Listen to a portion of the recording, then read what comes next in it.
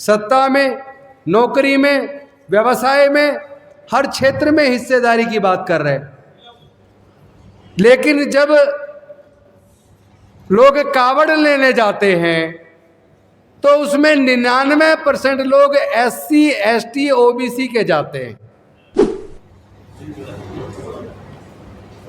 कथावाचकों को सुनने के लिए 90% से ज्यादा SC, ST, OBC के लोग जाते हैं। मंदिरों के बाहर लाइन लगे हुए लोगों की जनसंख्या अगर आप देखेंगे तो SC, ST, OBC के लोग 95% मिलेंगे। लेकिन मंदिर में चढ़ावा का हिस्सा जिसको मिल रहा है वो तो 100% स्वर्ण जाति का है। जिन मुद्दों को लेकर आज ये सेमिनार हो रहा है, चाहे वो जातिगत जनगणना हो, चाहे OBC के इश्यूज हों, इन मुद्दों के समाधान में, कृष्णा जी प्लीज, इन मुद्दों के समाधान में SC, ST, OBC के लोग बाधा बन गए हैं।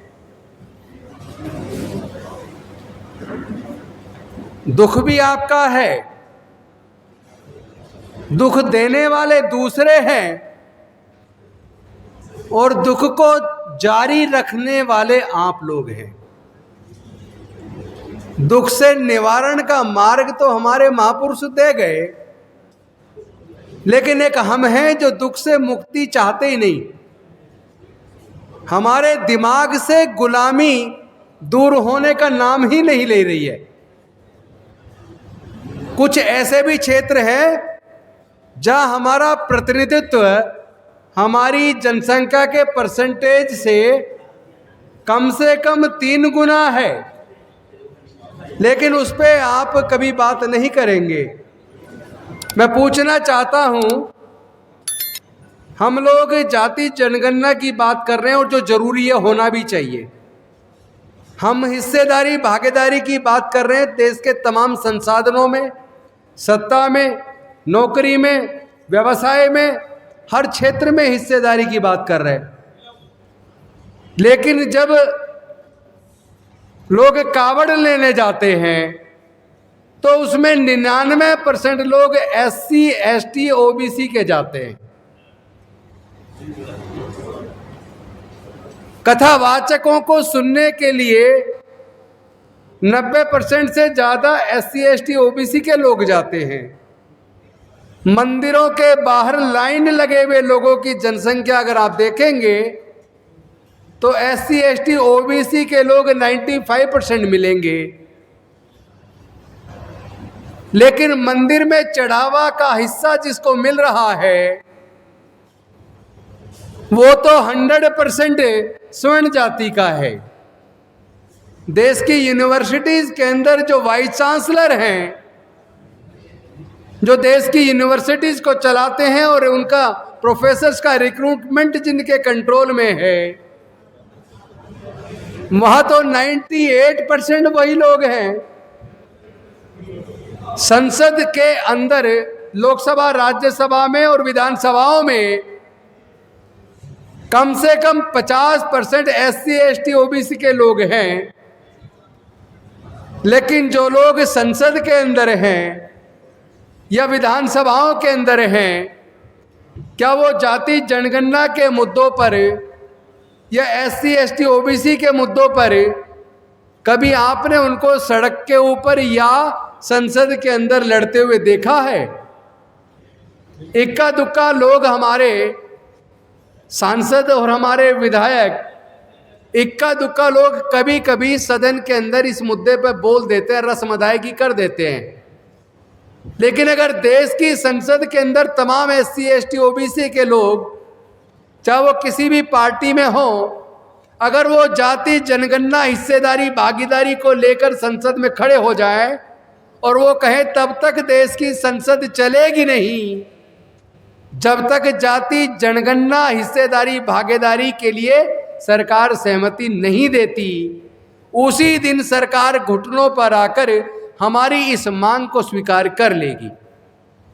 लेकिन अनफॉर्चुनेटली आज all India OBC students association ने ये प्रोग्राम किया है, ये तो खुशी की बात है, लेकिन जिसकी जनसंख्या देश के अंदर लगभग 88 से 89% है, वो इतने छोटे से इस हॉल के अंदर उसकी 80% कुर्सियां खाली हैं। ये ओबीसी के मुद्दों पर ओबीसी के लोगों की गंभीरता को दर्शाता है। इसलिए मैंने शुरू में कहा एससी एसटी ओबीसी की समस्याओं के लिए एससी एसटी ओबीसी के लोग जिम्मेदार हैं। आप अपने हक के लिए लड़ना नहीं चाहते, आप अपने हक के लिए आवाज उठाना नहीं चाहते। अभी पी विल्सन साहब कह रहे थे स्ट्रीट्स पे आना होगा फाइट के लिए। भैया आना तो होगा, आएगा कौन आएगा? जब एससी एसटी ओबीसी के लोग अपने अधिकार के लिए रोड पे आना ही नहीं चाहते, जितने भी प्रोग्राम हम लोग आयोजित करते हैं उसके अंदर भी वो संख्या नजर नहीं आती, तो फिर ये समाधान समस्याओं का होगा कैसे? ये तो धन्यवाद करो, इस बार कम से कम चुनाव का मुद्दा ये भारत का संविधान, इसकी रक्षा और जाति जनगणना पहली बार बना। इसके लिए उन नेताओं का धन्यवाद जिन्होंने इसको मुद्दा बनाया। लेकिन मैं उन नेताओं से निवेदन करता हूं जहां जहां उनकी सरकारें हैं, कम से कम पहले जाति जनगणना और हिस्सेदारी भागीदारी अपनी सरकारों के अंदर वो लागू करवा दें, और उसके बाद संसद में कहें कि देखो हमने जहां हमारी सरकारें वहां लागू कर दिया, अब जहां केंद्र की सत्ताधारी पार्टी की सरकारें हैं वो भी इसको लागू करे, तो ईमानदारी से दबाव बनेगा और इन समस्याओं का समाधान होगा। लेकिन आप जितने लोग हैं कम से कम वो ध्यान से सुन रहे हैं। ज़्यादा सब लोग अगर गंभीरता से इस मुद्दे पे इकट्ठे होंगे तो इस मुद्दे पे लंबी चर्चा करेंगे। मेरे पास तो बहुत लंबा डाटा है, उस डाटा पे पूरी बात करने के लिए तो कम से कम 40 मिनट का पीरियड चाहिए। कॉलेज के अंदर भी क्लास जो होती है कम से कम 40 मिनट की होती है, स्कूल के अंदर भी 35-40 मिनट की होती है। अपने एक टॉपिक को समझाने के लिए टीचर को 40 मिनट का टाइम चाहिए, और इस मुद्दे पे बात करने के लिए इसकी जड़ में जाना जरूरी है।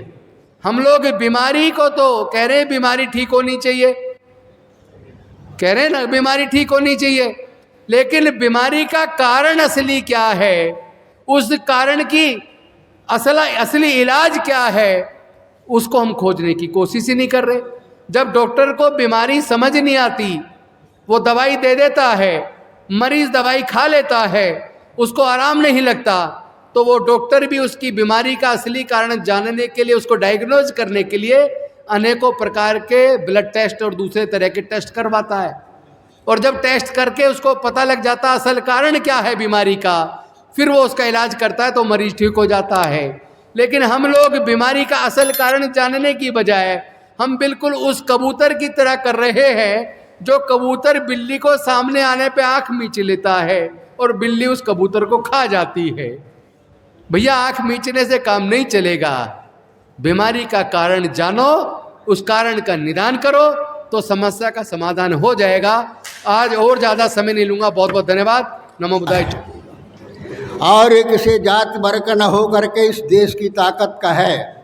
हमारे लोगों ने पहचाना था कि हमारे देश की ताकत क्या है, हमारे देश की पूंजी क्या है।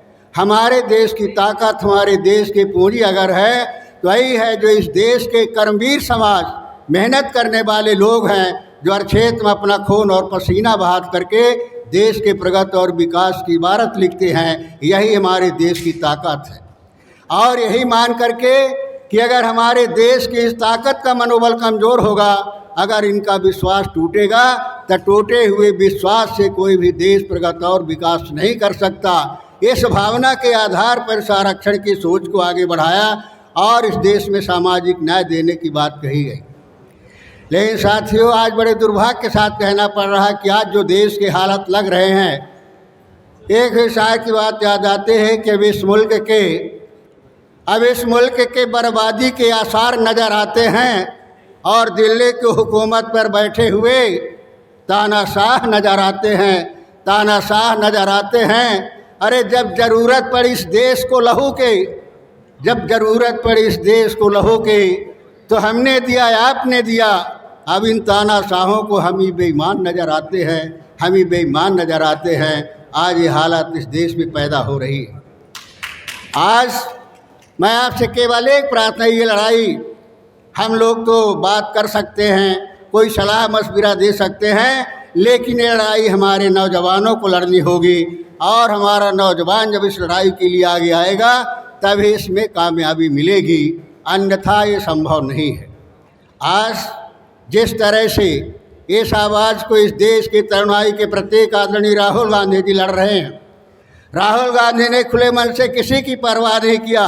उन्होंने इस चीज़ को पहचाना कि हमारे देश की ताकत क्या है, हमारे देश की शक्ति क्या है, और उनको इस देश के प्रगति और विकास में हिस्सेदारी कहाँ है, इस देश के संसाधनों में उनका स्थान कहाँ है, इस चीज़ को महसूस करके उन्होंने जोरदारी के साथ इस आवाज़ को उठाया है। आज हमारे सब नौजवान साथियों का, जो ओबीसी के हैं, पिछड़े वर्ग के हैं, दलित हैं, सबका ये दायित्व होता है कि आए उस आवाज़ में आवाज़ मिला करके इस आवाज़ को बुलंद करें, तभी उनको मंजिल मिलेगी। आज इस हौसले के साथ में साथियों, नौजवानों को दिनकर ने कहा था कि नौजवानों का हौसला इस तरह का होना चाहिए कि हाथों में आकाश उठाए, हाथों में आकाश उठाए, धरती बांधे पाँव में। अरे नवयुग को तुम निकलो जिन गाँव से, सूरज निकले उन गाँव से, सूरज निकले उन गाँव से। इस तरह की तमन्ना को लेकर के आइए, इस मिशन को हमें सफल बनाने की ज़रूरत है।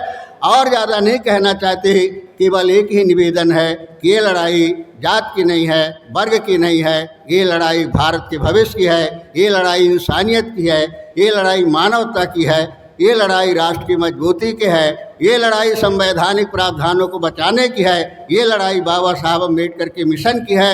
आइए हम सब मिल करके इस लड़ाई को लड़ें, आगे बढ़ाएं और सामाजिक न्याय की मंजिल को प्राप्त कर इस देश में एहसास कराएं कि नहीं, इस देश के प्रगति और विकास में हमारी भी हिस्सेदारी है, हमारा भी स्थान है। आइए इस शब्दों के साथ हम लड़ाई लड़ें। इन्हीं शब्दों के साथ आपके मंगलमय भविष्य की कामना करता हूँ। धन्यवाद। जय हिंद। धन्यवाद सर.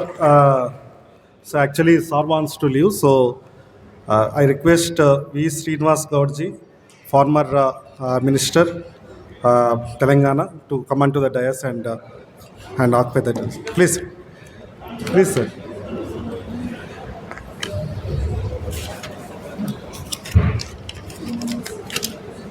दोस्तों वीडियो पसंद आए तो लाइक, शेयर और न्यूज़ 22 लाइव को सब्सक्राइब करना ना भूलें। शुक्रिया। देखते रहें न्यूज़ 22 लाइव, सदैव आपके साथ।